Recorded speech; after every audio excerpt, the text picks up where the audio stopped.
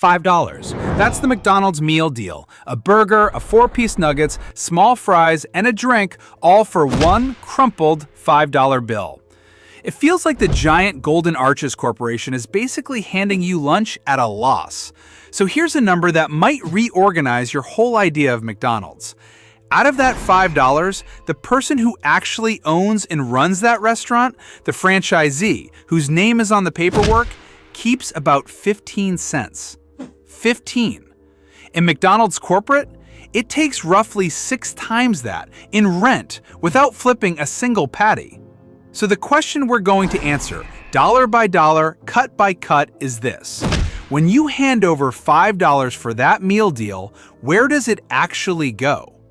Pin your receipt to the top of the screen because we're going to dock every single cut as it happens. Everyone takes a cut. Let's find out who gets yours. First, let's be clear about whose $5 this even is. When you think McDonald's, you picture the corporation, Chicago headquarters, the stock price, the golden arches on a billion signs. But the restaurant you actually walked into is almost certainly not run by that corporation. About 95% of McDonald's locations are franchises, owned by independent operators who license the brand. So your $5 doesn't go into McDonald's corporate's pocket. It lands in the till of a local owner. And it's that owner's profit and loss statement we're about to take apart. Now, the food in that meal deal costs roughly $1.65 to actually buy and assemble. So why does it sell for $5? Because, like every business, the owner isn't just paying for ingredients. They're paying for staff, for rent, for the right to put those arches on the roof. And a chunk of your $5 is gone before the grill even warms up. Watch the receipt at the top shrink as we go. Start with the part you actually came for. The food. The beef patty, the bun, the potatoes that become the fries, the syrup and water that become the drink, and all the paper it's wrapped in. McDonald's doesn't grow or make most of this. It flows in from a vast supplier network. Beef processors, bakeries, potato giants like Lamb Weston and McCain, Coca-Cola for the drinks, all moving through distributors to the back door of the restaurant. Add it all up, and food and paper run a franchisee somewhere around 30 to 33% of sales. On your $5 deal, that's about $1.65. So the actual stuff you eat and drink, the entire reason you pulled in, is roughly a third of the price. Hold on to that, because from here on, almost nothing your $5 buys is food at all. Someone has to take your order, drop the fries, assemble the burger, bag it, and hand it through the window with a smile and a "have a nice one."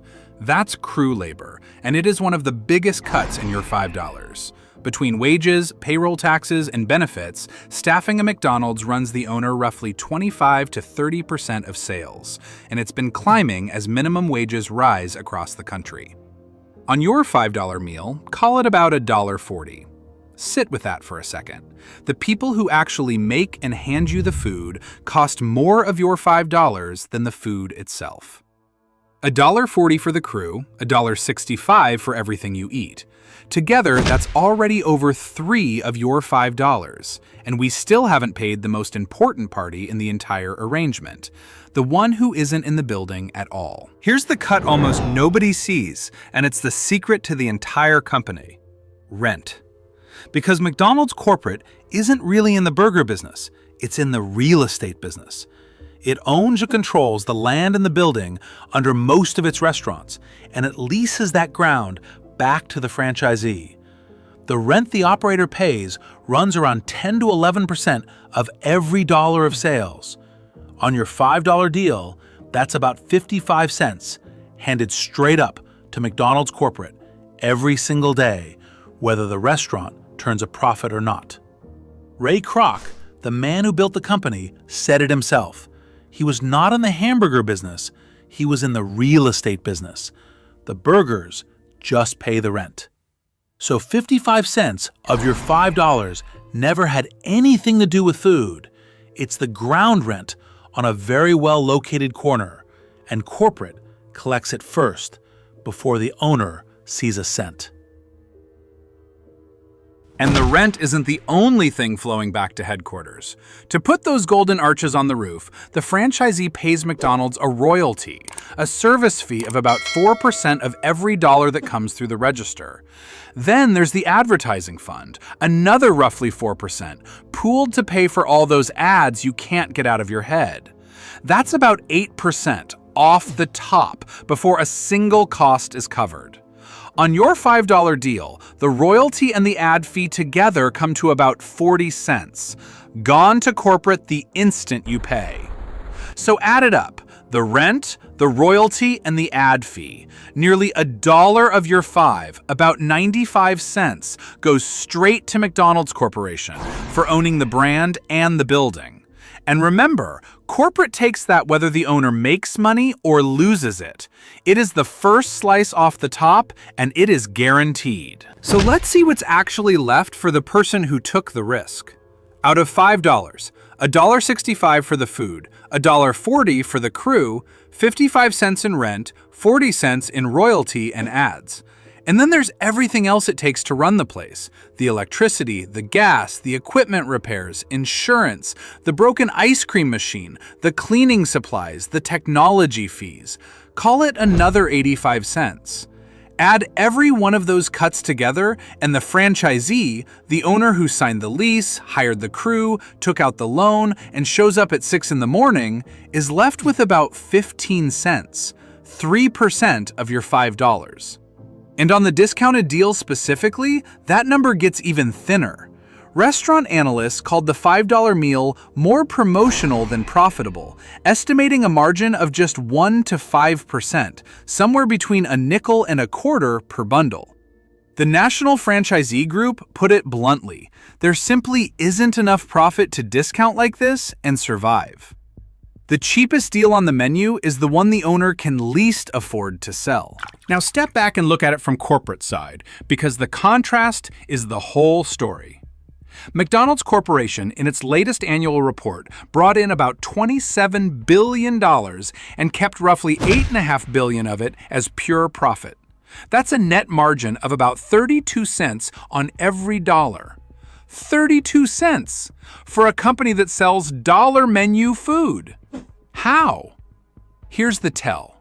McDonald's corporate cost of goods, the money it spends actually making the products it sells, is only about 2.5 cents per dollar of revenue.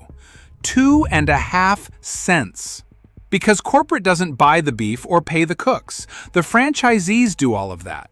Corporate mostly collects rent and royalties, the same rent and royalties we just pulled out of your $5. That is why a burger chain posts a profit margin that would make a software company jealous. It isn't selling burgers, it's renting out the right to sell them. So let's add your $5 back up one last time and lay every hand on the table. $1.65 for the food you actually ate. $1.40 for the crew who made it. 55 cents in rent to McDonald's corporate, 20 cents in royalty, and 20 in advertising, another 40 cents to corporate. 85 cents to keep the lights on and the place running, and at the very end of all of it, 15 cents of actual profit for the owner. $5 sliced into 7 different hands. And look at the shape of it.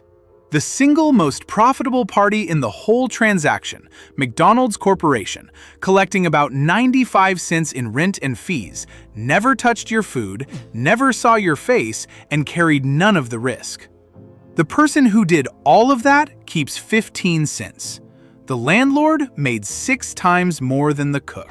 Is 15 cents just what selling a cheap burger pays? It depends entirely on which end of the arches you're standing at. Look at the two business models side by side. The franchisee, the operator who buys the food, hires the staff, signs the lease, and eats the discount, keeps about 3 cents of every dollar on the $5 deal. McDonald's Corporation, which owns the building and collects the rent and the royalty, keeps about 32 cents of every dollar. Same restaurant, same burger, same $5 bill. One end of the deal carries every cost and every risk and earns pennies. The other end collects a guaranteed cut off the top and earns a third of everything. That gap, 3 cents versus 32, is not an accident. It is the entire design of the franchise model. Corporate engineered a business where someone else takes the risk and the rent check still clears. So here's the thing to sit with. Next time you're idling in that drive-thru with a $5 bill ready, that money isn't really buying you a cheap lunch from a generous mega corporation. It's buying $1.65 of food from a dozen suppliers, $1.40 of someone's working hour, and almost $1 of rent and brand fees for a corporation that owns the dirt under the building. The actual owner, the local person you might picture as the McDonald's guy, is taking home about 15 cents and crossing his fingers the deal drives enough traffic to make it worth it. So, what if you'd known that exact split before you ordered? Would it change anything? Probably not. The fries are hot, the deal is real, and $5 is still $5. But now you know who's actually getting it.